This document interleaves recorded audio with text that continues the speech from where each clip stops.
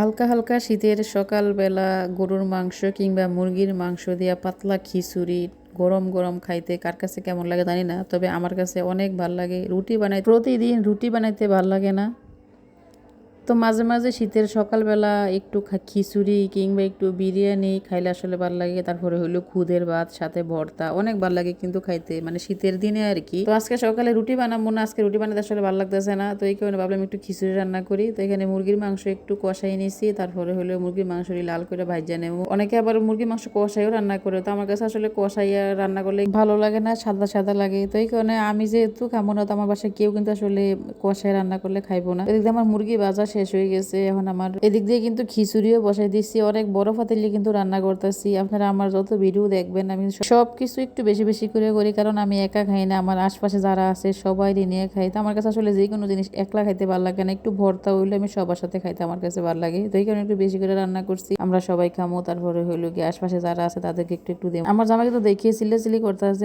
কত বড় পাতিলে বসেছে, এটা কোন সময় হইব, অনেক সময় লাগবো। তো আসলে আমার কাছে কম কোনো কিছু করতেই ভালো লাগে না। এদিক দিয়ে কিন্তু আমি চাউলের মধ্যে সব মশলা দিয়ে দিলাম একটু একটু করে, গরম মশলা, আদা বাটা, রসুন বাটা, তারপরে টমেটো, কাঁচামরিচ সবকিছু একটু একটু দিয়ে দিলাম। দিয়ে এখন আমি দিয়ে দিলাম ভাজা মাংসটি। তো ভাজা মাংস আর আগে মশলা একসাথে একটু মিক্স হইব আর কি। তো আমি কিন্তু এখানে চাউল নিয়েছি 3 পট, তারপর ডাল নিয়েছি 1.5 পটের চাউল ছিল সিদ্ধ চাউল। তো আমি বিশেষ করে সিদ্ধ চাউল দিয়ে খিচুড়ি রান্না করতে বেশি পছন্দ করি আর কি। অনেকে পোলাও চাল দিয়ে রান্না করে, তো পোলাও চালটা আসলে ইচ্ছা মতো রান্না করা যায়। তো এখন আমার খিচুড়ি মোটামুটি হয়ে গেছে, এখন আমি বাগার দিয়ে নেমে দিতে কিন্তু অনেক সময় গেছে, প্রায় 8টার উপরে বেঁচে গেছে। এদিক দিয়ে হলো প্রায় একটু তেল দিয়ে দিলাম, তেল দিয়ে এখানে কিছু আস্তা মশলা দিয়ে দিলাম। এর মধ্যে আসছিল জিরা, মেথি, এলাচি, তারপরে হইলো গিয়া আস্তা ধনিয়া। তো সবটি একসাথে দিয়ে তারপরে হইলো আমি পেঁয়াজ আর রসুন একসাথে দিলাম, তারপরে তেজপাতা, দারচিনি দিয়ে একটু নাড়াচাড়া দিয়ে ভালো করে লাল করে ভাজা নেবো। ভাজা তারপরে আমি উপরে দিয়ে ডাইলা দেবো। তো এখানে একটু তেল দিয়ে দিলাম, তেলটা আমার কাছে কম মনে হয়েছিল, আর একটু তেল দিয়ে একটু লাল করে ভাজা তারপরে উপর দিয়ে ডাইলা দিলাম। তো খিচুড়ির মধ্যে আমার কাছে লবণটা কম মনে হয়েছিল, লবণ কিন্তু অনেকটা দিয়েছিলাম, খিচুড়ির মধ্যে এমনিতেও লবণ বেশি লাগে, তো একটু লবণ দিয়ে দিলাম। তো এখন আমার